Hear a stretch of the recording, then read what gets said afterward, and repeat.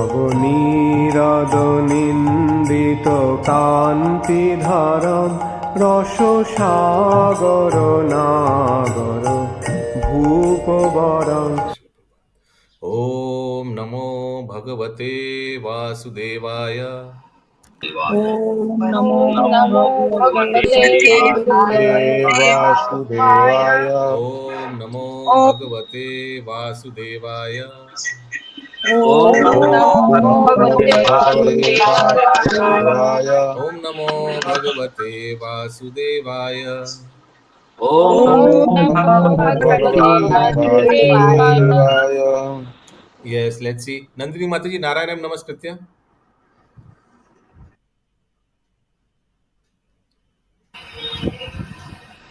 नहीं प्रभु जी, sorry. Yes, शुभंकरी Radha माताजी।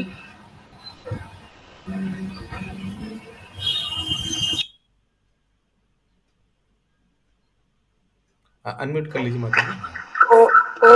ओम नमो भगवते वासुदेवाय। मुकुंद प्राण प्रभु, दूसरा रूम फीडबैक आ रहा है। देवी सरस्वती व्यासम ततो जयी नारायणम नमस्कृत्य, वहां से शुरू होता है ना। नारायणं नमस्कृतं नर चैवं नरोत्तमः देवी सरस्वती व्यासं ततो जयमुदीरयते नष्ट प्रायशेष भद्रेषु नित्यं भागवतं सेव्य भागवतं उत्तम श्लोके भक्ति भगवती नश्चिठकी कृष्णाय वासुदेवाय देवकी नंदनाय च नंदगोप कुमाराय गोविंददाय नमो नमः। मुखं करोति वाचालं पंडुगं लभ्यते गिरियं यत् कृपातमः वन्दे परमानंद माधवम श्री चैतन्य ईश्वरम श्री गुरु दीनतानम। हरे कृष्णा कृष्ण कृष्ण हरे राम राम हरे। हरे Krishna. Thank you. Okay, mute. So हम लोग भागवतम के पहले स्कंद में हैं, सेकंड चैप्टर में हैं, दूसरे अध्याय। आज हम लोग श्लोक 25 से कंटिन्यू करेंगे। अभी भी स्तुति चल रहा है भगवान का सूत गोस्वामी द्वारा। श्लोक नंबर 25। भेजिरे मुनयो अथाग्रे भागवतम अधोक्षजम सत्वं विशुद्धं क्षेमया कल्पन्ते ये अनुतनिः।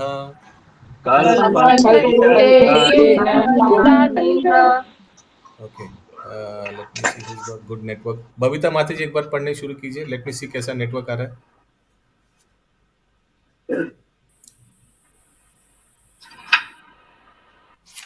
आप म्यूट में हैं। हरे कृष्ण प्रभु जी। हाँ, क्लोज रहिए। हाँ, मोबाइल का लैपटॉप जो भी यूज कर रहे हैं आप क्लोज रहिए। यस, बोलिए। ट्रांसलेशन। पूर्व काल आपके पास बुक नहीं है क्या? बुक नहीं है? नहीं प्रभु जी। अच्छा, भारती माता जी थोड़ा जूम कीजिए फिर, और जूम कर दीजिए, उनको सुविधा होगा फिर। और करिए, और जूम। हाँ, ठीक है। या पूर्व काल में समस्त महामुनियों ने भगवान की सेवा की, क्योंकि वे प्रगति के तीनों गुणों से परे हैं। उन्होंने भौतिक परिस्थितियों से मुक्त होने के लिए और फलस्वरूप परम लाभ प्राप्त करने के लिए पूजा की। अतः जो कोई इन महामुनियों का अनुसरण करता है वह भी इन भौतिक संसार में मोक्ष का अधिकारी बन जाता है। क्या मौज का? मोक्ष। हाँ, मोक्ष का अधिकारी बन जाता है। मोक्ष। यस, ठीक है, क्लियर है। किसी को कोई प्रॉब्लम है अनुवाद में? आगे तात्पर्य माता जी। धर्माचरण का प्रयोजन न तो भौतिक लाभ प्राप्त करना है, न ही आत्मा और पदार्थ के अंतर को बताने वाले सरल ज्ञान को अर्जित करना है। धार्मिक अनुष्ठानों का चरम उद्देश्य अपने आप को भौतिक बंधन से छुड़ाना और उस दिव्य जगत में स्वतंत्रता का जीवन पुनः प्राप्त करना है, जहाँ भगवान ही प्रधान रहते हैं। अतएव धार्मिक नियमों का संचालन स्वयं भगवान द्वारा होता है तथा धर्म का उद्देश्य महाजनों अर्थात भगवान के अधिकृत प्रतिनिधियों के अतिरिक्त और कोई नहीं जानता। भगवान के ऐसे 12 महाजन हैं जो धर्म के उद्देश्य को जानते हैं और वे सभी भगवान की दिव्य सेवा में लगे रहते हैं। जो लोग अपना हित चाहते हैं उन्हें चाहिए कि इन महाजनों का अनुसरण करें और उससे परम लाभ प्राप्त करें। किसी का कोई प्रश्न है?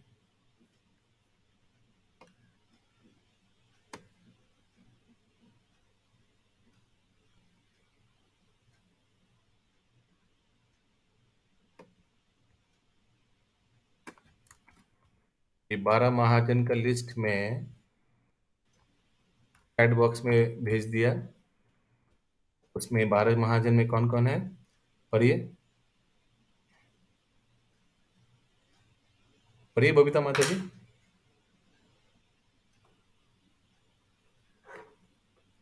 पंकज प्रभु पढ़िए। लॉर्ड ब्रह्मा, हाँ पुरुन पुरुन शिवली माता जी। लॉर्ड ब्रह्मा, भगवान Narad, Lord Shiva, the 4 Kumars, Lord Kopila, the son of Devadati, and Swayambhu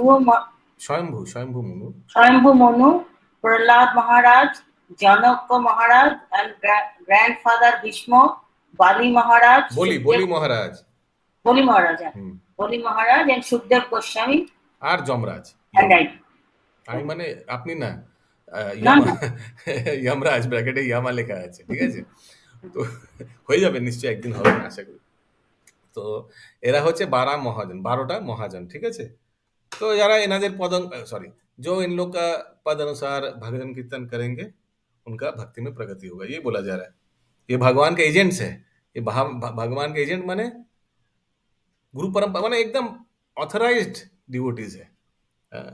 yes, किसी का कोई प्रश्न है इस तात्पर्य से? 26 नंबर श्लोक।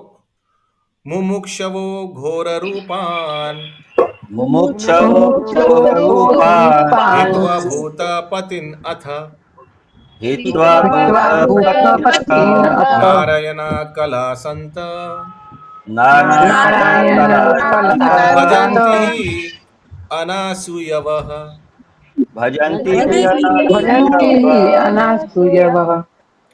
यस, कंटिन्यू बबीता माता, कंटिन्यू पढ़ते रहिए। जो लोग मोक्ष के प्रति गंभीर है वे निश्चय ही द्वेष रहित होते हैं और सबका सम्मान करते हैं, किंतु फिर भी वे देवताओं के घोर रूपों का अस्वीकार करके केवल भगवान विष्णु तथा उनके श्वासों के कल्याणकारी रूपों की ही पूजा करते हैं।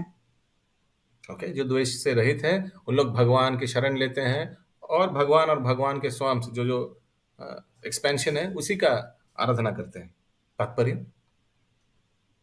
पूर्ण पुरुषोत्तम भगवान श्री कृष्ण जो विष्णु कोटि के रूपों के मूल्य रूप हैं, वे 2 भिन्न कोटियों में अपना विस्तार करते हैं, पुण्य या समग्र अंश तथा भिन्न अंश भिन्नांश सेवक हैं और विष्णु तत्व के पूर्णेश्वर सेवक तथा पूज्य है। ओके, सो भगवान 2 प्रकार से विस्तार कर रहे हैं, स्वाम्स एंड विभिन्न अंश। सेपरेट जो विष्णु तत्व जो है वो स्वांश है, विभिन्न अंश कौन है? जैसे हम जैसे जीव, ठीक है? फिर से एक बार वो लाइन पढ़ी बबीता माता जी, लास्ट वाला।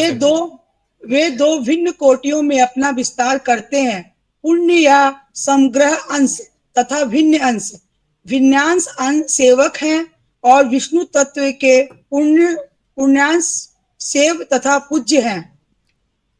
ठीक है, विभिन्न अंश स्वांश को पूज्य करते हैं, प्रणाम करते हैं, पूजा करते हैं, यानी जीव तत्व विष्णु तत्व को आराधना करते हैं ना, वही बोला जा रहा है। सिंपल है। आगे, भगवान द्वारा शक्ति प्रदत्त सारे देवता भी भिन्नांश हैं हाँ, वे क्योंकि विष्णु वो भी जीव तत्व है ना, जितना भी देवी देवता है सब विभिन्न अंश है, सब हमें हमारे जैसे जीव तत्व है। हाँ, हमसे बहुत ऊंचा स्तर पे है, बहुत अच्छा भक्त है भगवान का, लेकिन है तो जीव तत्व। आगे। लेकिन वे अनुवाद में तो प्रभु विष्णु उल्टा लिखा हुआ है ना। हैं जी। अनुवाद में तो उल्टा लिखा हुआ है, उनके पूज्य हैं, विष्णु तत्व उनके पूज्य हैं लिखा है। हाँ, विभिन्न अंश के पूज्य हैं, यानी जीव तत्व से पूज्य है ना, हाँ, ठीक है तो है। जीव के পূর্ণাঙ্কের पूज्य। এক্সাম্পল তো একটু বলা যাবে?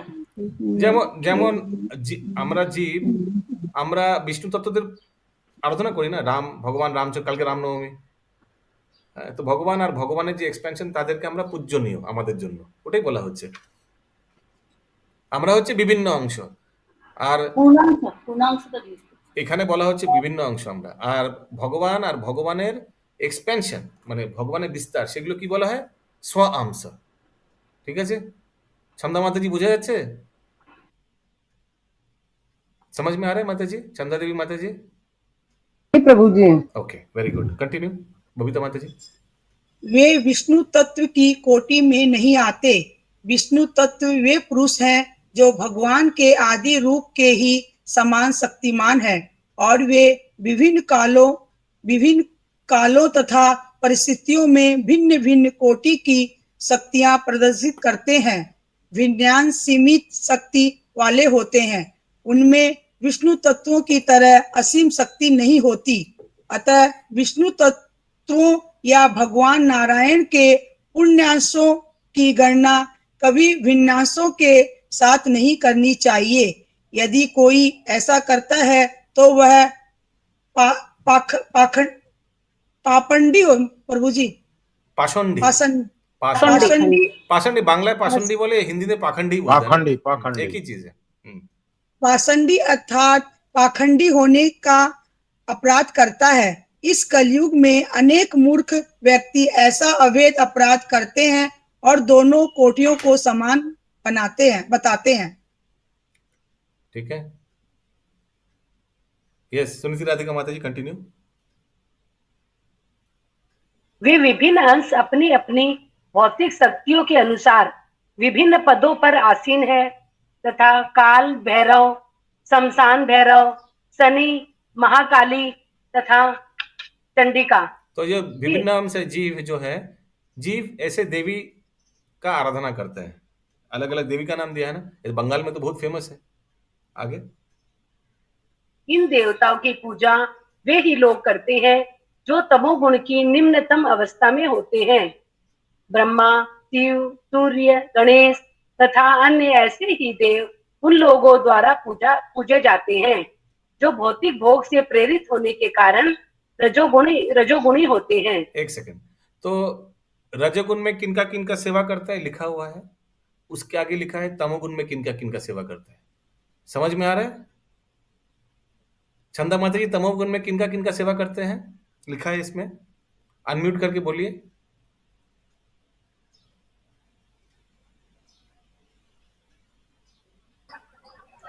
ब्रह्मा, शिव, सूर्य, गणेश तथा अन्य ऐसे ही। नहीं, वो तो रजोगुण में लिखा हुआ है, ये सब रजोगुण में पूजा करते हैं ये सब का। तमोगुण में किनका किनका आराधना करते हैं लोग? काल भैरव, शमशान भैरव, शनि, महाकाली, चंडी, यस, ये लोग का प्रभु जी। Very good. आप किसका पूजा करते हैं, किसका आराधना करते हैं आप?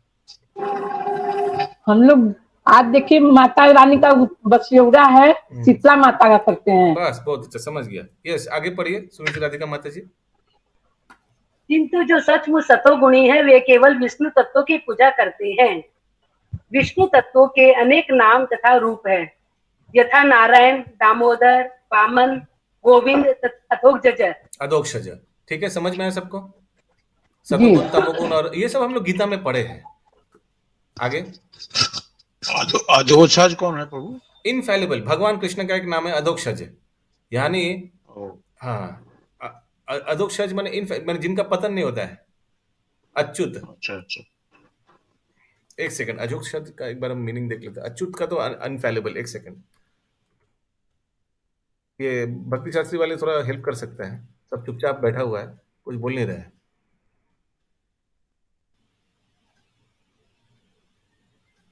हाँ, यानी भौतिक भौतिक बुद्धि से परे है, हम लोग समझ नहीं सकते हैं, beyond our mental concoction. Okay, उसको अधोक्षज बोला जाता है। भगवान हम लोग का ये छोटा छोटा बुद्धि से हम लोग उनको समझ नहीं पाएंगे, उसीलिए भगवान को अधोक्षज बोला जाता है। ठीक है, यस।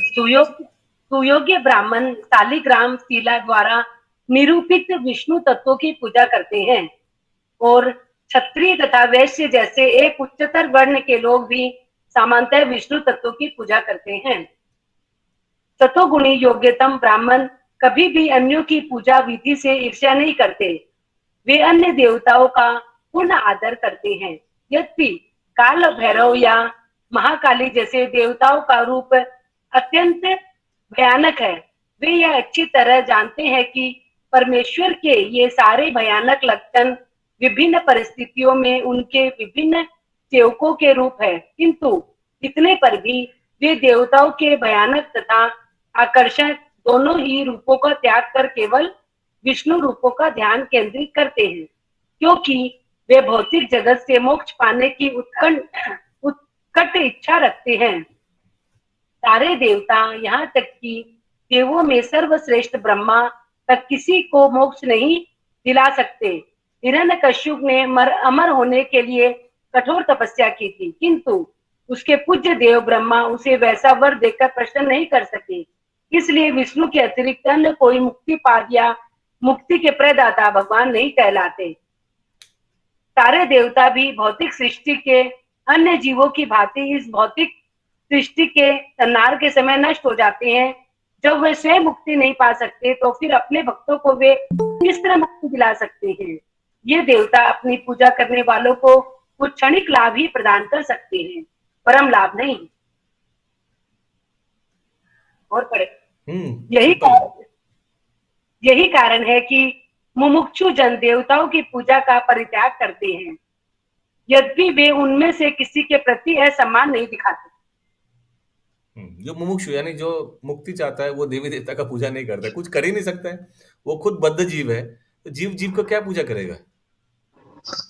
यस, यहाँ मुमुक्षु जन को ज्ञानी कहा जाएगा ना प्रभु। यहाँ बताया जा रहा है जो मुक्ति चाहता है उसको मुमुक्षु बोला गया है इस प्रसंगत में। मोक्ष कामी है, मोक्ष कामी, जो मोक्ष की कामना करता है वो उनको मालूम है वो देवी देवता के पास नहीं जाते हैं, वो उन लोग खुद ही बद्ध जीव है, वो लोग क्या हम लोग को मुक्ति कराएगा। किसी का कोई प्रश्न है इस तात्पर्य से? अरे होगा भी तो तब रोका क्यों नहीं? अभी पूरा खत्म हो गया, अभी पूछिए मत, जब प्रश्न आएगा तो तुरंत अभी रोकने का। ठीक है, 27 नंबर श्लोक। रजस्तम प्रकृतयः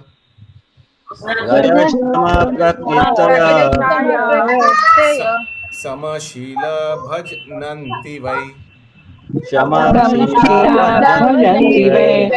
पितृभूता प्रजेशादीन श्री ऐश्वर्य प्रजेशवः।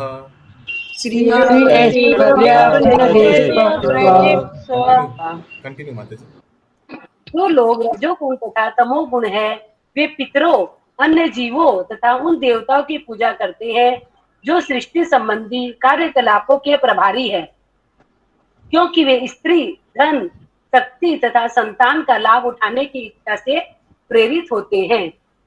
तो उनका दुकान में देखेगा सब अपना दादाजी, उनके दादाजी, सबका फोटो लगा हुआ है, सबका अगरबत्ती दिखाता है, फूल दिखाता है, उन लोग से आशीर्वाद मांगते हैं, उन लोग सोचता है वही भगवान है, उनके वजह से मैं हूँ। तो पितरों का अब देखें दुकान में सब, दुकान घर में भी सब एकदम पूर्व पुरुष छवि शोभा, उन लोग को आराधना करते हैं। प्रभु जी, हाँ, राधा कृष्ण का पूजा करते हैं तो सूर्य भगवान और शिव जी को नहीं पूजना चाहिए? एक्चुअली भगवान कृष्ण को पूजने से समस्त देवी देवता खुश हो जाते हैं। तो दूसरा नहीं प्रभु जी, रोज सूर्य भगवान को जल चढ़ाते हैं तो करना चाहिए कि नहीं? कर सकते हैं, लेकिन हम मैंने कर सकते हैं, लेकिन मांगना है। शिवली माता जी की बोलছেন जी, মানে শিব বা কাউকে পুজো করলে কৃষ্ণ ভক্তি চাইতে হবে। अच्छा बात बोला शिवली माता जी, उनको जल चढ़ाइए और बोलिए कि हमको कृष्ण का अच्छा भक्त बनाए। ठीक है, अच्छा आइडिया। Yes, very nice. तात्पर्य तात्पर्य यदि मनुष्य भगवान के धाम को वापस जाने के बारे में गंभीर है तो उसे किसी भी कोटि के देवता की पूजा करने की कोई आवश्यकता नहीं है। भगवत गीता के 7वें चैप्टर में 20 से 23 श्लोक में लिखा में ऐसा स्पष्ट कहा गया है कि जो लोग भौतिक भोगों के पीछे पागल रहते हैं वे अपने क्षणिक लाभ के लिए विभिन्न देवताओं के पास जाते हैं, किंतु ऐसे लाभ जो अल्पज्ञों के लिए हैं, हमें कभी भी भौतिक भोग की इच्छा को प्रबल नहीं बनाना चाहिए। भौतिक भोग जीवन में उतना ही अपनाया जाए जितना जीवन की न्यूनतम आवश्यकताओं के लिए जरूरी हो, न उससे कम न ज्यादा। अधिक भौतिक भोग अपनाने का अर्थ है अपने आप को भौतिक संसार के कष्टों से अधिकाधिक बांधना। जो लोग भौतिकता में निमग्न है उन्हें अधिक धन, अधिक स्त्रियां तथा झूठी कुलीनता जैसी वस्तुएं चाहिए, क्योंकि वे विष्णु की पूजा से प्राप्त होने वाले लाभ से अनजान रहते हैं। विष्णु की पूजा से इस जीवन में लाभ तो मिलता ही है, किंतु मृत्यु के बाद अगले जीवन में भी लाभ मिलता है। इन सिद्धांतों को भूलकर जो लोग अधिक धन, अधिक स्त्रियां तथा अधिक संतान चाहते हैं, ऐसे लोग विभिन्न देवताओं की पूजा करते हैं। जीवन का लक्ष्य जीवन के कष्टों को समाप्त करना है, उन्हें बढ़ाना नहीं। हरे कृष्ण। जीवन का लक्ष्य क्या है? कष्टों को समाप्त करना, उन्हें बढ़ाना, कष्टों को समाप्त करना है। किसी का कोई प्रश्न है? वाह, क्या हुआ? कोई कुछ बोला क्या? आप लोग बहुत प्रश्न करते हैं, मत कीजिएगा, क्लास डिस्टर्ब हो जाता है। कोई ऐसे बोला क्या किसी को? आज सब चुपचाप है? ठीक है, आगे पढ़ते रहिए। भौतिक सुख के लिए देवताओं के पास जाने की कोई आवश्यकता नहीं है। ये देवता भगवान के दास मात्र है। फलतः ये जल, वायु, प्रकाश आदि के रूप में जीवन की आवश्यकता को प्रदान करने के लिए बाध्य है। मनुष्य को चाहिए कि जीने के लिए कठोर श्रम करे और इसी श्रम के फल से भगवान की पूजा करे। यही जीवन का लक्ष्य होना चाहिए। उसे भगवान में श्रद्धा रखते हुए उचित ढंग से अपने वृत्तिपरक धर्म को पालन करना चाहिए। इससे वह धीरे धीरे भगवान के धाम पहुंच सकेगा। जब भगवान श्री कृष्ण साक्षात ब्रज धाम में विद्यमान थे तो उन्होंने इंद्र की पूजा बंद करा दी थी और ब्रजवासियों को सलाह दी थी कि वे अपने व्यवसाय द्वारा ईश्वर की पूजा करें और उनमें श्रद्धा रखें। भौतिक तो देखिए, भगवान को पसंद नहीं है कोई अगर देवी देवता का पूजा करता है। भगवान ने ब्रजवासी को बंद बोला, इंद्र को पूजा मत करो, भगवान साक्षात बंद करा दिया। तो इससे हम लोग को समझना चाहिए कि जो भगवान है उनको पसंद नहीं है कि हम लोग कोई देवी देवता का पूजा करें। तो हम लोग अगर कोई देवी देवता का पूजा करे तो बंद कर सकते हैं हम लोग। यस, कारुबी माता जी। এখানে বলেছেন যে ভগবানের প্রতি শ্রদ্ধান্বিত হয়ে যথাযথভাবে এবং অত্যন্ত সাবধানতার সঙ্গে কর্তব্য কর্ম সম্পাদন করা উচিত। এই যে কর্তব্য কর্ম, এটা কি গৃহস্থ লোকেদের জন্য, মানে বাড়ির ফ্যামিলিদের জন্য? অ্যাবসলিউটলি। আচ্ছা, ঠিক আছে। অর্থ উপার্জন করা, সংসারে খরচা করা। यस, रेखा माता जी। वृत्तिपरक धर्म का पालन करना चाहिए। वृत्तिपरक यानी ऑक्यूपेशनल ड्यूटी, अपना अपना जो प्रवृत्ति है, माने ब्राह्मण को ब्राह्मण का कार्य करना चाहिए, क्षत्रिय को क्षत्रिय का, वैश्य को वैश्य का कार्य, प्लस अपना आश्रम, जो आश्रम में वो अपना अपना वृत्ति करते रहे। Yes, continue. भौतिक लाभ के लिए बहुदेव पूजा धर्म की विकृति है। भागवत के प्रारंभ में ही इस प्रकार की धार्मिकता की निंदा कैतव धर्म कहकर की गई है। फिर से पढ़िए वो लाइन। भागवत के प्रारंभ में इसके आगे वाला। भौतिक लाभ के लिए बहुदेव पूजा धर्म की विकृति है। हाँ, तो भौतिक माने पैसे के लिए भगवान का पूजा करना ये नहीं होना चाहिए। भगवान का आराधना ये सब नहीं होना चाहिए। इसको कैतव धर्म कहते हैं। हम लोग मॉर्निंग में भी पढ़े हैं चैतन्य चरितामृत में। आगे भागवत के प्रारंभ में ही इस प्रकार की वो यहाँ पे भौतिक दाव के लिए भगवान के नहीं देवताओं की पूजा के लिए मना कर। बहुदेवता, हाँ, तो हाँ करेक्ट, मल्टी डेमिगॉड्स लिखा है इंग्लिश में। सो देवी देवता का पूजा नहीं करना चाहिए भौतिक लाभ के लिए। अगर भौतिक लाभ भी चाहिए, अगर भौतिक अभिलाष तो होना नहीं चाहिए। अगर हो है भी तो इससे अच्छा क्या है, भगवान को जाकर मांगिए। सोचिए अगर बेटा को कुछ चाहिए, बेटा को सोचिए चॉकलेट खाना है, पेन पेंसिल चाहिए, स्टेशनरी चाहिए, और लेकिन वो पिताजी को नहीं मांगकर पड़ोसी को जाकर मांगते हैं, अंकल अंकल हमको थोड़ा पेंसिल रबर खरीद के दीजिए ना। हाँ, पिताजी खुश होगा इससे? हाँ, पिताजी बोलेगा मेरा बेटा तुम मांग रहे हो उससे, हाँ, क्या मुझे मांगने से मैं नहीं देता ये सब, ये तुम्हारा आवश्यकता है। पेंसिल रबर नहीं मिले तो पढ़ाई कैसे करोगे? हाँ, तो भगवान अगर तो हम लोग को अगर कुछ आवश्यकता है तो भगवान ऐसे भी देगा, बोलना नहीं पड़ेगा, मम्मी डैडी को बोलना नहीं पड़ता, ऐसे ही पेंसिल रबर आ जाता है घर में, है ना। वैसे ही मगर फिर भी अगर बोलना है तो पिताजी को ही मांगो। हाँ, तो अगर कुछ मांगना है, अगर भौतिक अभिलाष भी है, अगर बेटा को लगता है कि क्रिकेट बैट खरीदना है एक्सेट्रा, या एक फुटबॉल चाहिए, मांगना है तो पिताजी को ही मांगो। पड़ोसी को जाकर मांग रहे तो पिताजी खुश नहीं होगा। वही है। आगे आप लोग किन से मांगते हैं? चंदा देवी माता जी, पिताजी से मांगते हैं या पड़ोसी से मांगते हैं? पिताजी से मांगेंगे प्रभु जी, पड़ोसी क्यों देंगे? यस, उसीलिए लेकिन प्रभु जी ये तो मैंने आई एम नॉट श्योर, ये तो सुना था भगवान कृष्ण से कुछ मांगना नहीं चाहिए। হ্যাঁ, এটা আপনাদের মতো শুদ্ধ ভক্তদের জন্য, কিন্তু আমাদের মধ্যে বিশুদ্ধ ভক্তদের জন্য হ্যাঁ, तो जरा उस स्तरे पहुंचाए नहीं ताদের জন্য কি, যদি अगर कुछ मांगना भी है तो पिताजी से मांगो। अगर हाँ वो अभी आप वो स्तर में नहीं पहुंचा तो कृष्ण से ही मांगो। वही है। ठीक है, आगे। भागवत के प्रारंभ में ही इस प्रकार की धार्मिकता की निंदा कैतव धर्म कहकर की गई है। संसार में केवल एक ही धर्म है जिसका पालन हर एक को करना चाहिए, वह है भागवत धर्म, जो केवल पूर्ण पुरुषोत्तम भगवान की पूजा सिखाता है, अन्य किसी की नहीं। भागवत धर्म अनन्य भक्ति सिखाता है। अनन्य भक्ति माने only Krishna, nobody else. Okay,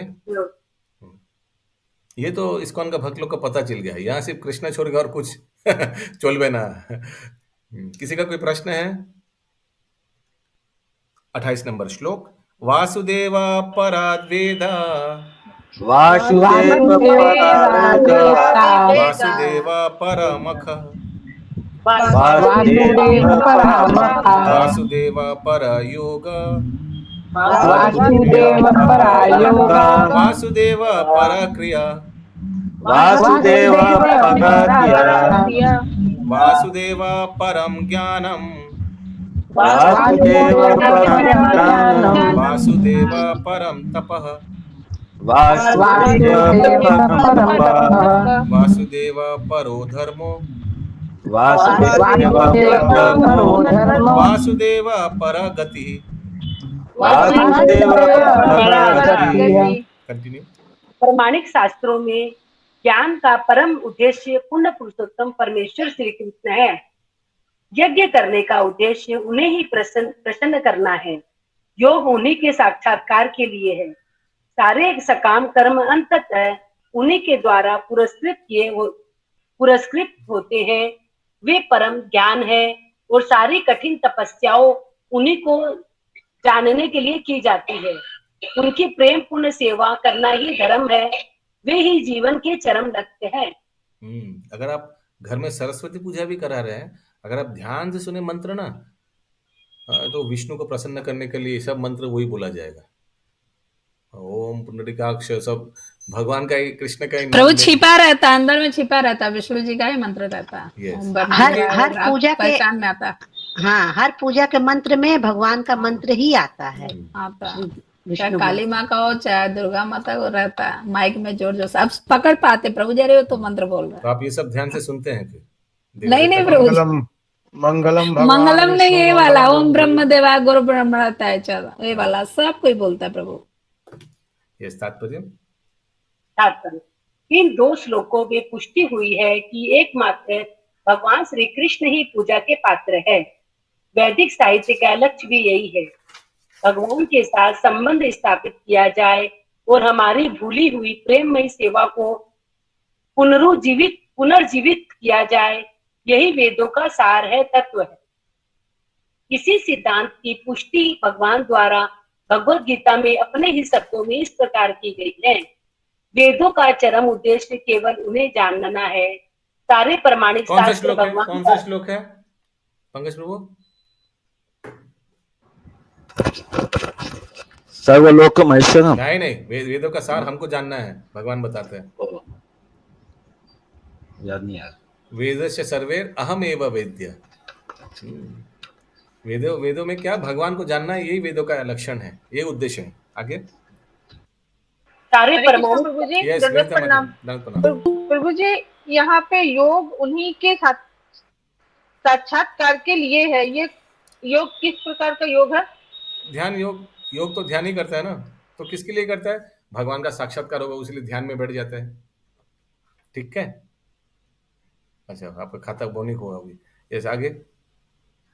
सारे प्रामाणिक शास्त्र भगवान द्वारा श्री व्यास देव के शरीर के रूप में अवतरित होकर भौतिक प्रकृति से बद्ध पतित आत्माओं को भगवान श्री कृष्ण का स्मरण कराने के लिए निर्मित किए गए हैं।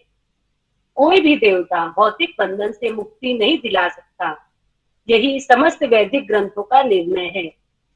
निर्विशेषवादी जिन्हें भगवान के व्यक्तित्व का ज्ञान नहीं होता, भगवान की सर्वशक्तिमत्ता को कम बताते हैं, क्योंकि वे उन्हें भी अन्य समस्त साधारण जीवों के समान बताते हैं। इसी कारण से निर्विशेषवादियों को बड़ी ही कठिनाइयों से भौतिक बंधन से मुक्ति मिल पाती है। वे अनेक जन्मों तक दिव्य ज्ञान का अनुशीलन करने के बाद ही उनकी शरण में जा पाते हैं। तो निर्विशेषवादी का प्रॉब्लम क्या है? Impersonalists who have no information of the personality of God minimize the omnipotency of the Supreme Lord and put him on equal footing. तो अभी सोचिए, निर्विशेषवादी है, उनके लिए भगवान का आकार नहीं है, तो भगवान का आकार नहीं तो भगवान का कोई लीला को भी मानेगा नहीं, है ना? जैसे हम लोग स्वविशेषवादी, हम लोग को मालूम है भगवान ने गिरिराज गोवर्धन को उठाया था, भगवान ने इतना राक्षसों को मारा, इतना असुरों को वध किया। लेकिन जो निर्विशेषवादी है, यानी जो सोचता है कि भगवान निराकार है, वो तो ये सब लीला को जानेंगे नहीं, मानेंगे नहीं। तो इनके लिए तो भगवान उतना शक्तिशाली वो दिमाग में बैठेगा ही नहीं। इसीलिए तो हम लोग भगवान का लीला श्रवण करते हैं। एक बात है प्रभु यहाँ पर कि जब भगवान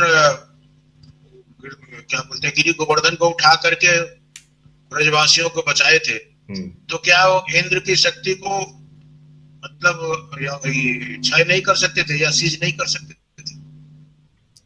ये प्रसंग कहाँ से आ गया? अभी वो गिरि गोवर्धन लीला में प्रवेश करना पड़ेगा ना। मैंने उनकी लीला की बात बता रहे हैं कि यदि वो ऐसा कर सकते हैं एक पहाड़ उठा करके, तो एक सिर्फ ब्रजवासी की बात हुई। अगर इससे ज्यादा क्षेत्र के लोग पूजते हैं उनको तो क्या करेगा? तो फिर वही बात आएगी। ये तो भगवान को ही पूछना चाहिए आपको ना, कि आपने वज्र जब मिला था तो उसको क्यों खंडन नहीं किया, आपने गिरि गोवर्धन क्यों उठाया, और ये आप पूछ रहे हैं हमको। ठीक है, तो भगवान ने इंद्र का अभिमान को चूर चूर करना था। सोचिए, डायरेक्ट कन्फ्रंटेशन नहीं करेगा, भगवान नियुक्त किया है इंद्र को। माता जी, सुनीति माता जी म्यूट कीजिए।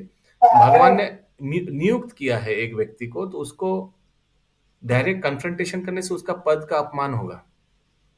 इंस्टेड क्या किया? भक्तों को बचाया, और ऐसा बचाया कि वो व्यक्ति कुछ कर ही नहीं पाया, बाद में खुद ही समझ गया अपना परिस्थिति। कभी कभी चुप रहना भी बहुत सिखा देता है लोगों को, चुप रहकर। भगवान तो चुप नहीं रहा, अब भगवान अपना भक्तों को सुरक्षा प्रदान किया, और इसके द्वारा सब कुछ सीख गया, सब भक्त लोग भी खुश हो गया और इंद्र भी समझ गया। अगर इंद्र से कन्फ्रंटेशन करता अशोक प्रभु, तो भक्त से आदान प्रदान नहीं होता।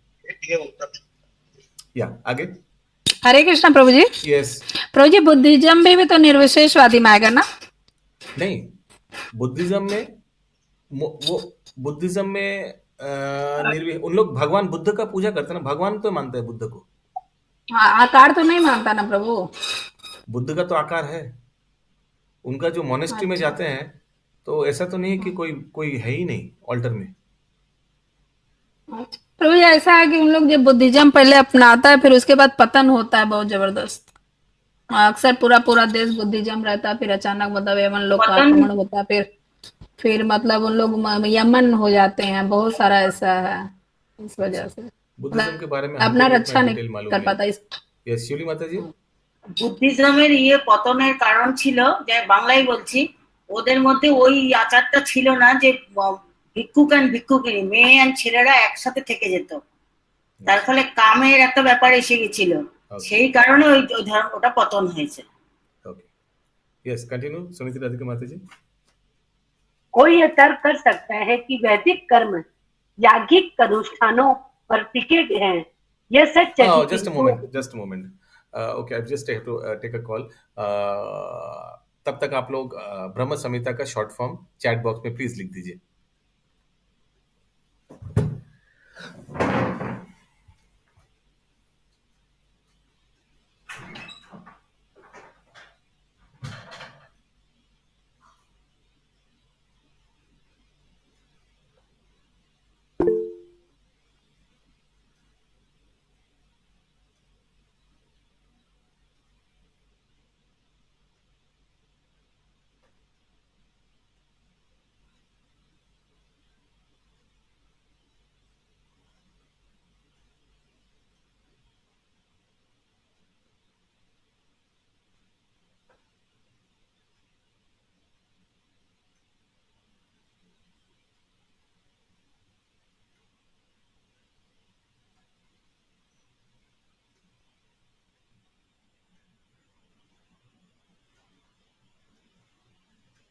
ब्रह्म संहिता रिवीजन होती रहती है। हरी बोल सही है। अच्छा मीटिंग तो कर लेते, कहाँ अपने शॉर्ट फॉर्म थोड़ी करनी होती है, लेकिन रिवीजन होता रहता है। तो रिवीजन कराने के लिए प्रभु का फोन कॉल आ जाता है। हाँ चलिए अच्छा। शिवली माता जी हरे कृष्णा दंडवत प्रणाम। शिवली माता जी आपको मेरा बात बुरा नहीं लगा था? सुबह मेरे को अच्छा लगा था इसीलिए मैंने बोला था, हिंदी का था। आप म्यूट है। म्यूट में माता जी।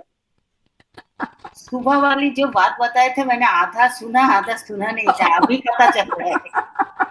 आप हिंदी बोले बहुत अच्छे लगे, वही बोले माता जी भी मतलब हिंदी बोल रहा है, यही चीज हमको अच्छा लगा था। मैं 21 साल रह के आई हूँ, मैं दिल्ली में थी।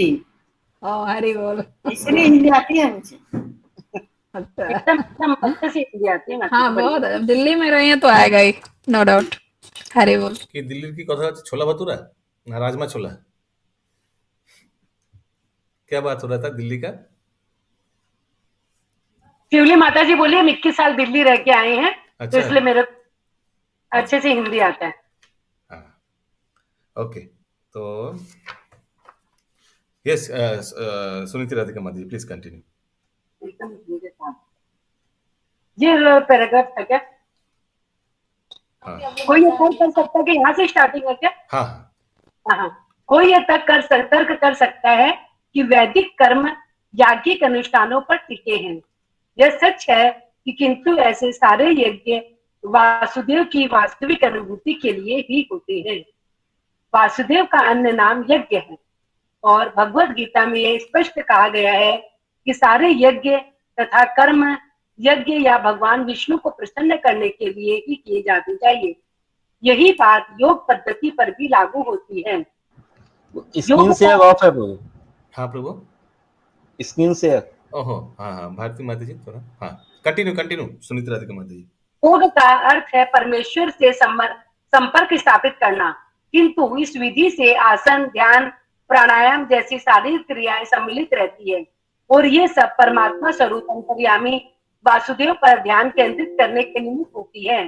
परमात्मा साक्षात्कार तो वासुदेव का आंशिक साक्षात्कार है और यदि कोई इस प्रयास में सफल होता है तो उसे वासुदेव का पुण्य साक्षात्कार होता है। किंतु अभी हमको ये समझना है कि योग क्या उद्देश्य है। योग माने भगवान से युक्त होना, to get in touch with Krishna. सोचिए योग माने आप फोन किया कृष्ण को, ठीक है, तो भगवान के साथ संपर्क।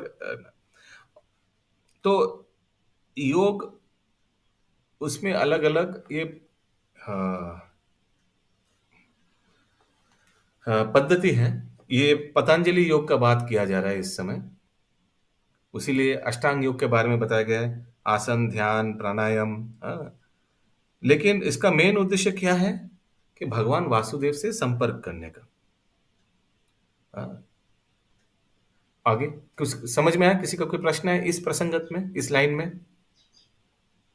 Yes continue. किंतु अधिकांश योगी दुर्भाग्यवश शारीरिक विधि से प्राप्त योगिक शक्तियों के द्वारा विपत्त हो जाते हैं।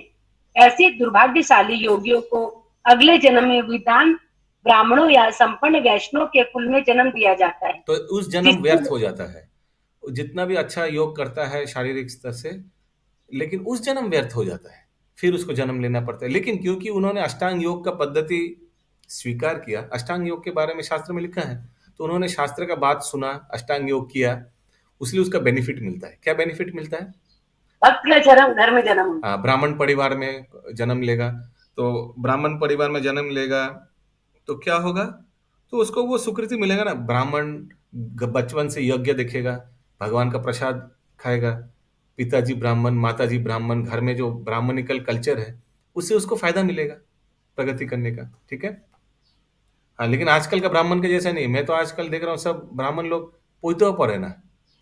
हमने हमारा परिवार में भी निकट रिश्तेदार में भी ब्राह्मण है, हमारे पोइते को था है, बोलते पोइटे कोमरे नीचे पोरी, कोमरे कोमरे, तो कमर में पैते पहनता है, पैते मैंने यज्ञ पवित, ये कहाँ से सीखा भाई? हाँ, देखे छे अशोक प्रभु आजकल ब्राह्मणेरा पोइते कोमरे नीचे पड़े, एटे की कहाँ से और कुछ खेने खाते रहते, जो पंडित आते हैं घर ये खेने खाते। या आगे, इससे वे वासुदेव साक्षात्कार के अधूरे कार्य को पूरा कर सके। यदि ऐसे भाग्यवान ब्राह्मण या वैश्य पुत्र अवसर का लाभ उठाते हैं तो साधु पुरुषों की संगति से उन्हें सरलता से वासुदेव साक्षात्कार हो जाता है। दुर्भाग्यवश ऐसे भाग्यशाली लोग भौतिक संपत्ति तथा सम्मान से पुनः वशीभूत हो जाते हैं और अब जीवन लक्ष्य में व्यवहारता भूल जाते हैं। हाँ, स्पेशली हम उस दिन तात्पर्य में पढ़ रहा था, जो लोग भगवान के विरोधी था उन लोग ब्राह्मण रूप में जन्म लिया कलयुग में। हम ही सुन रहे बाबा ये कैसे हो गया? हाँ, तो फिर कोई बोला था, हाँ प्रभु जी ऐसा ही है ब्राह्मण लोग इस कलयुग में। शायद संगिनी श्यामप्रिया माता जी बताई थी, हाँ प्रभु जी आजकल ब्राह्मण ऐसे ही हो रहा है, यूपी में तो ऐसे ही है। प्रभु जी आपको याद करके हंस दिया, सॉरी, अभी तो ब्राह्मण है ना।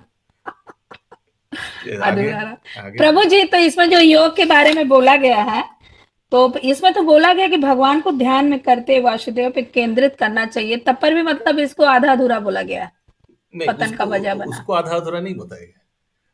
अच्छा। पतंजलि का अष्टांग योग को आधा बताएगा कि वो शारीरिक स्तर पे है। अच्छा अच्छा, आप जो बोल रहे हो प्रभुपाद ने बोला ये करना चाहिए। ठीक। हरे कृष्णा प्रभु, इसमें लिखा है यदि ऐसे भाग्यवान ब्राह्मण तथा वैश्य पुत्र अवसर का लाभ उठाते तो साधु पुरुषों की संगति से उन्हें सरलता से वासुदेव साक्षात्कार हो जाता है। फिर लिखा है दुर्भाग्यवश ऐसे भाग्यशाली लोग भौतिक संपत्ति तथा सम्मान से पुनः वशीभूत हो जाते हैं और अपने जीवन लक्ष्य को व्यवहार भूल जाते हैं। तो प्रभु उनका फॉल डाउन हो जाता है, इसलिए वो भूल जाते हैं ना। पहले तो वासुदेव, अनफॉर्चुनेटली इतना स्वीकृति मिलने के बाद भी पैसा वैसा है, कहाँ भक्ति करेगा। हाँ, वो सोचते कि और नोट छापेगा। देखिएगा जो लोग अमीर है उन लोग का एक ही लक्ष्य है, और ज्यादा अमीर होना है। ये तो मूर्खता है। अमीर है माने आपका जो बेसिक रोटी कपड़ा मकान भगवान ने प्रोवाइड कर दिया। अक्कल क्या बोलता है? भक्ति में लगो। जब रोटी कपड़ा मकान भगवान ने भेज दिया तो अभी अपना समय, अपना श्रम, अपना शारीरिक क्षमता को भक्ति में यूज करो। अरे वो तो बेचारा रिक्शा वाला लोग जो खान पान नहीं कर सकते, उसीलिए वो भक्ति में नहीं लग सकता है। उसको अगला मील के लिए भी, अगला खाने के लिए भी उसको परिश्रम करना पड़ेगा। अगर रिक्शा वाला सोचिए एक दिन छुट्टी लिया, कौन खिलाएगा उसको? हाँ, लेकिन अगर एक अमीर व्यक्ति 1 महीना छुट्टी लिया, क्या उसको कोई तकलीफ होगा? तो अमीर व्यक्ति को समझ लेना चाहिए कि भगवान, अमीर माने हम बोल रहे नहीं कि सुपर रिच, ऐसे कुछ नहीं, कोई एक medium, but one who has been provided roti kapda makaan, उसको तुरंत समझ लेना चाहिए कि भगवान क्या बोलना चाह रहे हैं। बोलता है ना कि समझदारों के लिए क्या इशारा ही काफी है। तो ये तो इशारा है भगवान से, भाई तुमको ये हम दे दिया, अभी तुम भजन कीर्तन करो। और देखा भगवान की वो भजन कीर्तन नहीं कर रहे मिलने के बावजूद, तो क्या करेगा? बोलेगा ठीक है, शायद तुमको जरूरत नहीं है, ये लेकर हम दूसरे किसी को देते हैं। Okay, yes. हरे कृष्णा, इससे प्रभु जी शायद उन लोग का और ज्यादा फॉल डाउन हो जाएगा। हाँ? ब्राह्मण लोग का जो सेकंड जन्म मिला, फिर भी उन लोग कदर नहीं किया। वही कदर नहीं किया, तो थोड़ा ऐश्वर्य है, पैसा वैसा है, तो सोचा। हाँ। अभी सोचिए कोई ब्राह्मण कुल में जन्म लिया, तो अगले जन्म में ब्राह्मण भी नहीं बने शायद, वो हमको मालूम नहीं, वो चित्रकेतु को मालूम, चित्रगुप्त को मालूम है अगले जन्म में क्या होगा। वो बहुत चीज है। ऐसे एक चीज को देखकर पूरा नहीं बोल सकते कि अगले जन्म में ये तो मच्छरी बनेगा, नहीं। There are several factors. एक चीज को देखकर हम लोग कभी निर्णय नहीं ले सकते। लेकिन यहाँ बोला जा रहा है कि सूची कोई ब्राह्मण परिवार में जन्म लिया और उसके उपरांत उसके पास घर में पैसा है। क्या ये सुलभ है या नहीं, बताइए पहले। अति सुलभ, अति सुलभ। यस विनीता माता जी। हरे कृष्णा प्रभु जी। तो प्रभु जी, वो भक्ति में यदि जिस पोजीशन में, वहां से तो फॉल डाउन नहीं होगा, भले दूसरा जन्म और तीसरा जन्म को भी कोई भी हो। फिर से बोलिए। माता जी जो पूछ रही है ना कि उनका फॉल डाउन हो सकता है, तो यदि वो भक्ति में जिस लेवल तक गया हुआ है उस लेवल से तो फॉल डाउन नहीं होगा, भक्ति का जो लेवल तक वो पहुंचा है अपने उस जन्म में। यहाँ तो बोला जाए भले उस नेक्स्ट जन्म में वो उसका लाभ नहीं भी उठा पाए, लेकिन उसका जो लेवल है वो तो वही रहेगा ना। यस करेक्ट, ये सही है। यस विनीता माता जी। प्रभु जी यहाँ पे दिया हुआ है, एक तरफ तो ये दिया हुआ है कि ऐसे लोग ब्राह्मण परिवार में जन्म लेते हैं और वो इसका फायदा उठा के वो अपना ऐसे लोग ब्राह्मण कर परिवार लेते हैं। नहीं, आप गलत पढ़ रहे हैं, आप गलत इंफॉर्मेशन दे रहे हैं। नहीं प्रभु जी, ऐसे लोग मतलब कि जो जिनका फॉल डाउन हुआ है पहले। यहाँ लिखा है यदि ऐसे लोग, यदि वर्ड में बहुत चेंज कर देता है। अगर ऐसे लोग ब्राह्मण परिवार में जन्म लिया तो वो तो बोलिए। तो वो उनका, यदि ये लोग ऐसे कुल में जन्म ले रहे हैं तो यहाँ पे एक तरफ लिखा हुआ है कि वो लोग इसका लाभ उठाते हैं और वासुदेव साक्षात्कार हो जाता है। लेकिन दुर्भाग्यवश, लेकिन अगर बाय मिस्टेक, लेकिन अनफॉर्चुनेटली ऐसे भी हो सकता है ना, ब्राह्मण परिवार में जन्म लिया, साधु संतों का हुआ, लेकिन पैसा है और ऐश्वर्य के प्रभाव से इस सब चीज अनुकूल होते बावजूद फायदा नहीं उठाया।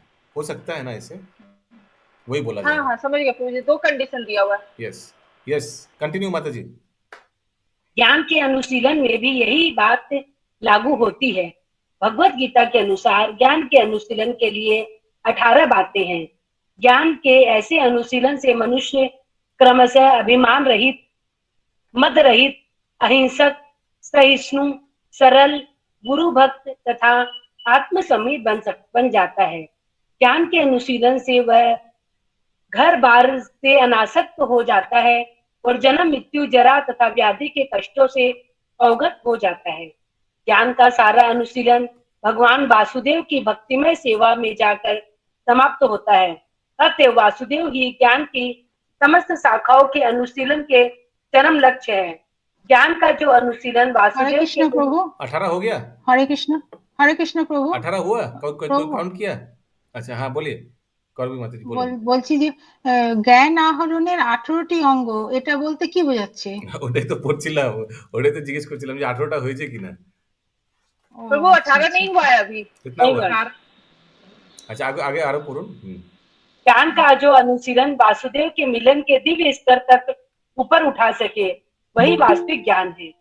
भौतिक गीता, भगवत गीता में भौतिक ज्ञान की विविध शाखाएं को ज्ञान की संज्ञा देकर तिरस्कार किया गया है। एक सेकंड, তো এখানে করবি মাতাজি বলছে যে ভাগবত গীতায় জ্ঞান অনুশীলনের জন্য 18টা আইটেম দেওয়া আছে। ঠিক আছে, ওই 18 আইটেমগুলো একটা একটা করে বাই সার্চ কালচার কি কি হয় জ্ঞান অনুশীলনের জন্য প্রাইডলেস, এক একটা যে গুণগুলো এখানে বলা হয়েছে, তো হয়তো পুরো 18 গুলো দেয়নি এখানে। 10 दिया हुआ प्रभु जी। 10 दिया हुआ है ওটাই। তো গীতায় গিয়ে দেখতে হবে ওই কোন অধ্যায় डेमोनियक एंड डीमन कौन सा वो अध्याय है? 12 ना? क्वालिटीज 17 अध्याय में वो जो चैप्टर है ना जिसमें देवी गुण और आसुरिक गुण 26 नंबर 26 है। हरे कृष्ण प्रभु। हाँ यस प्रभु, लेकिन यहाँ पे 13.8 से लेकर 12 तक के बारे में बताया। यहाँ पे 13.8 से लेकर के 13.12 तक बताया गया, उन्हीं में ये सब दिया हुआ है। कहाँ दिया हुआ है? जी 18 आइटम के बारे में यहाँ जो लिखा हुआ है हाँ वो भगवत गीता में 13.8 से 13.12 तक। 13.8 से 13.12 चैप्टर का नाम क्या है? चैप्टर का नाम तो 13 चैप्टर का नाम क्या है? विभूति योग। विभूति योग। विभूति योग। अच्छा ठीक है, उसमें दिया हुआ है ये 18 आइटम दिया हुआ है। Thank you for that. ঠিক আছে, জ্ঞান অনুশীলন করার জন্য এই কোয়ালিটিস গুলো হওয়া উচিত। ओके यस आगे। भौतिक ज्ञान का अंतिम लक्ष्य इंद्रियों की तृप्ति करना है, जिसका अर्थ हुआ भौतिक जीवन को दीर्घ बनाना और इस प्रकार तीनों तापों का जारी रहना।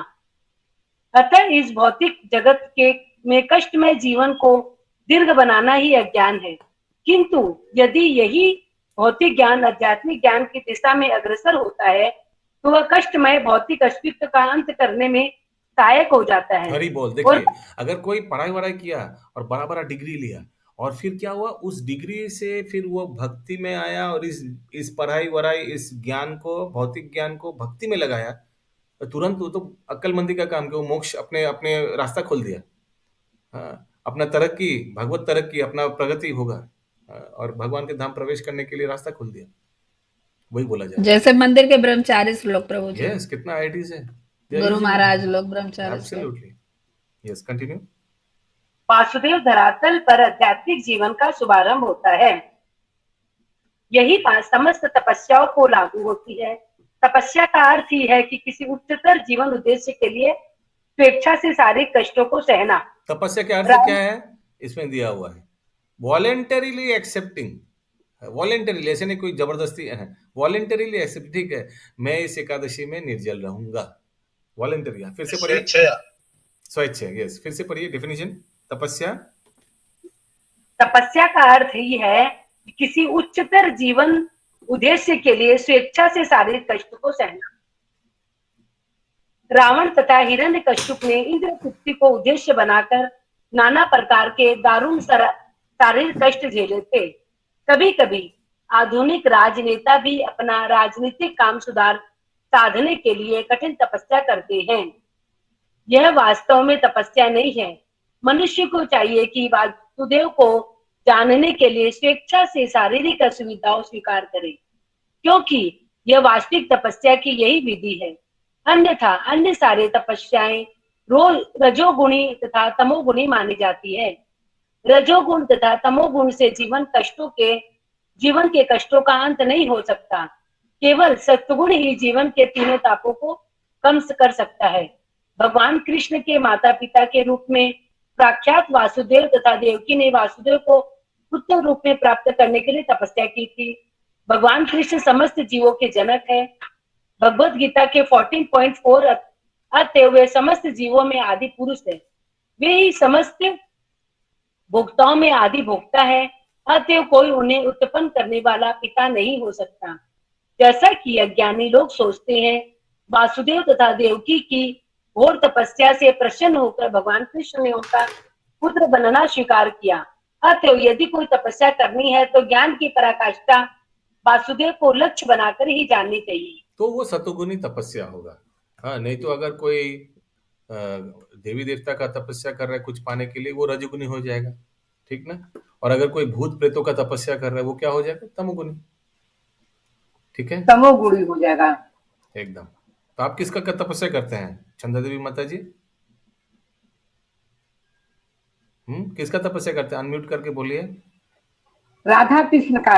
हरि बोल, वेरी नाइस, सतोगुणी एकदम, वेरी नाइस।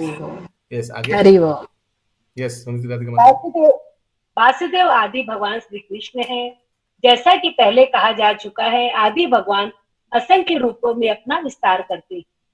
रूपों का ऐसा विस्तार उनकी विविध शक्तियों द्वारा संभव हो पाता है। उनकी शक्तियां भी अनेकानेक है।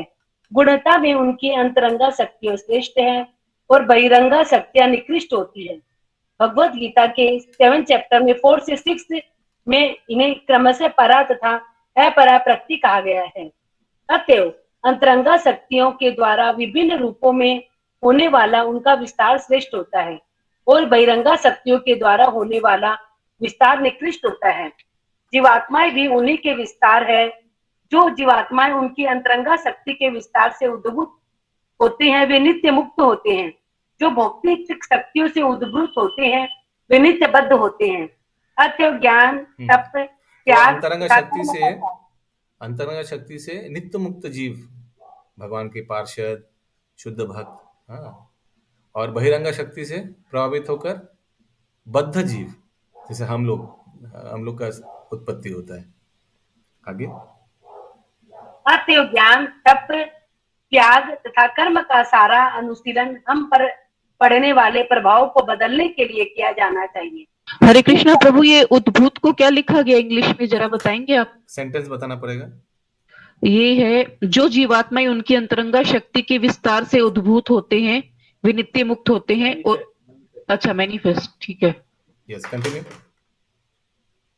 इस समय हम सभी भगवान की बहिरंगा शक्ति द्वारा नियंत्रित हो रहे हैं। अतः इसके प्रभाव को बदलने के लिए हमें आध्यात्मिक शक्ति का अनुशीलन करना चाहिए। भगवत गीता में कहा गया है कि जो महात्मा है या जिनके हृदय इतने विशाल हो चुके हैं कि वे भगवान कृष्ण की सेवा में लगे रहते हैं, वे अंतरंगा शक्ति के वश में रहते हैं। इसका फल यह होता है कि ऐसे विशाल हृदय वाले लोग बिना विचलित हुए भगवान की सेवा में लगे ही रहते हैं। यही जीवन का लक्ष्य होना चाहिए और यही समस्त वैदिक साहित्य का निर्णय है। किसी को सकाम कर्म या दिव्य ज्ञान के विषय में शुष्क चिंतन करने की जरूरत नहीं है।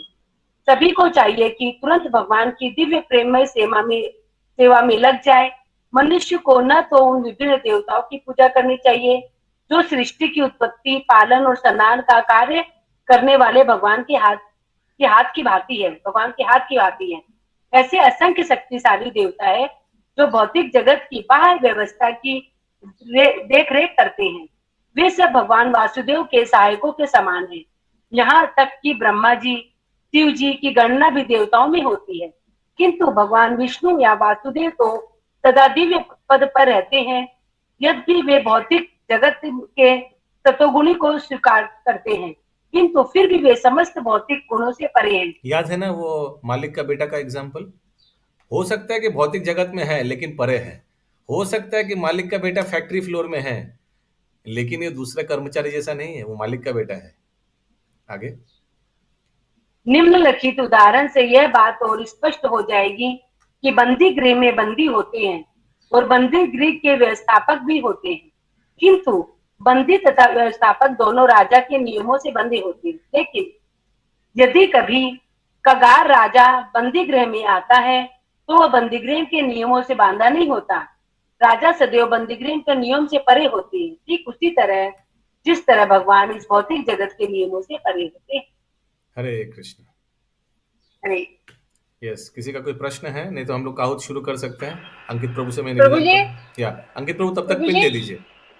यस, ये इसका क्या बताए? जीव आत्माएं उनकी अंतरंगा शक्ति होती है, उसमें भी क्या क्या बताए?